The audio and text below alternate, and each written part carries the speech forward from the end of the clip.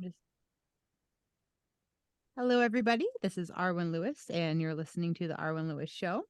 My very special guest is Emily Duff, and we're here talking about her extensive career as a songwriter, musician, and touring musician. And we haven't talked about your album Hallelujah Hello yet. How does it differ, Emily, from your album Razorblade Smile? And also, Don't Let Go. Is Don't Let Go the album that you're currently working on? I'm currently working on two records right now. Okay. Don't Let Go and The Obvious Invisible, Okay. with two different producers. Cool. I thought Don't Let Go was going to come out first, but it looks like The Obvious Invisible, which is a pun in and of itself, might actually show itself first. Okay. I'm also working on a few songs again with Roscoe. So Okay. there's a lot of music happening. But Hallelujah Hello was a little bit of a miracle child for me, in that I never expected to ever write a gospel record. And that's really what it is.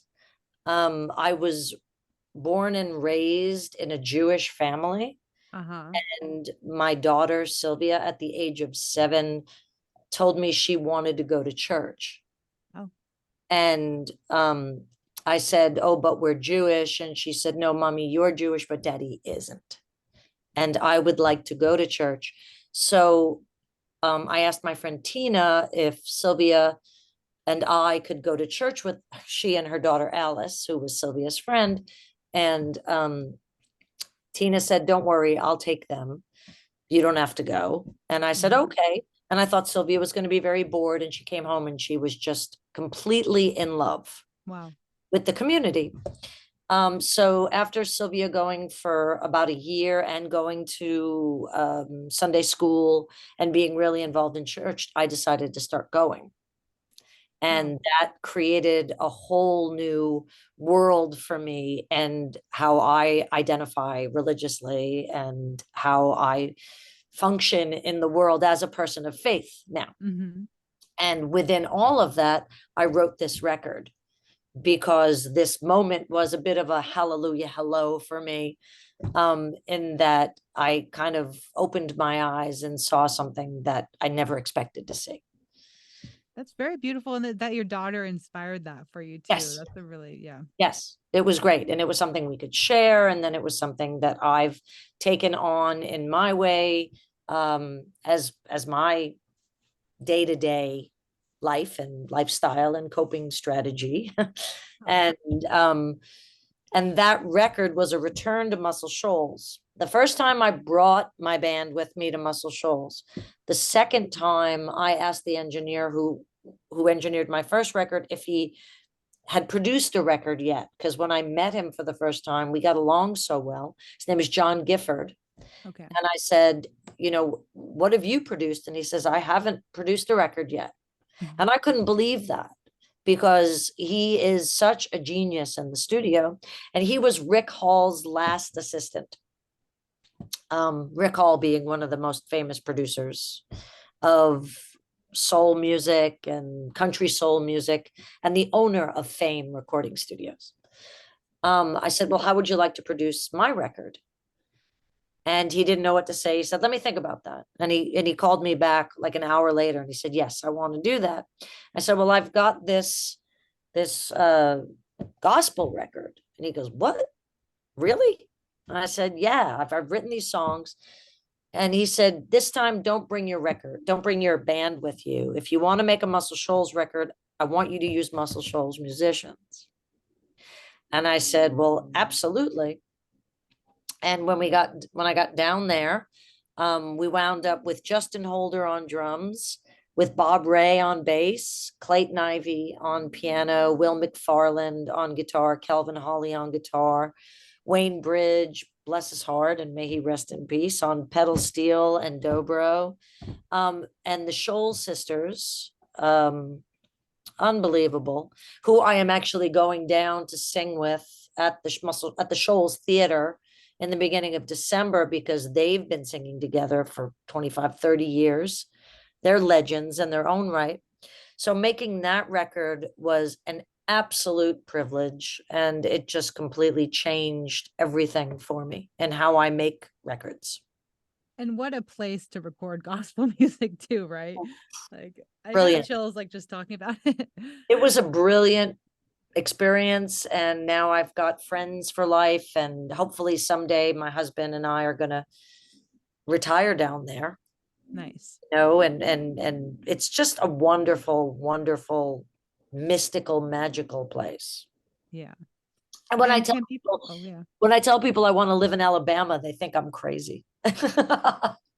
I mean, it sounds like that has its own niche, right? Absolutely, just like Nashville is in Yeah. Tennessee.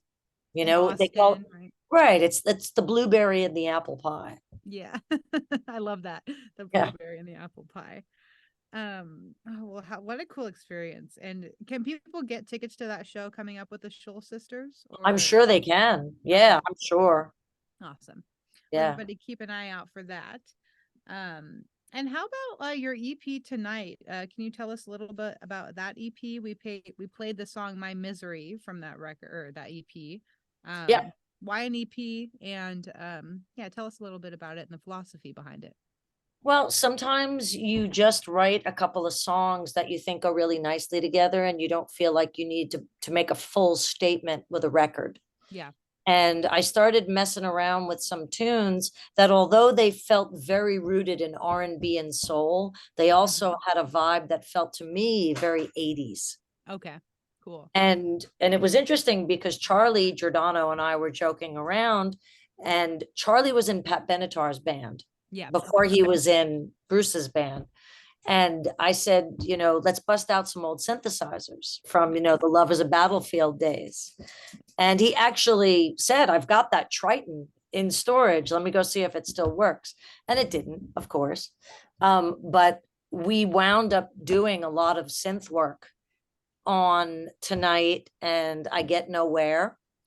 And whereas The Bomb, a lot of people tell me it does sound like kind of like an unreleased Bruce tune that has a little bit more of a punk vibe to it. And My Misery was a song that I wrote that I thought to myself, oh, this sounds like something Mavis Staples might have recorded in the 80s, Mhm. you know? So sometimes it's just a little snack. It's not a full meal. I know how you feel. I've just released an EP too, and like I just felt like if I would have added any other of my songs to it, it would have ruined the vibe. Like I was like, or it was a 6-song EP, and like I agree Yes. with you. Like sometimes you just need Perfect. to, say that, put those songs together, and then get people listening, and then they want to Yeah. turn it on again too. Yes. Yes. And each one felt like a single. Cool. So Yeah. to quote Mary Poppins, enough Oh, is as good as a feast.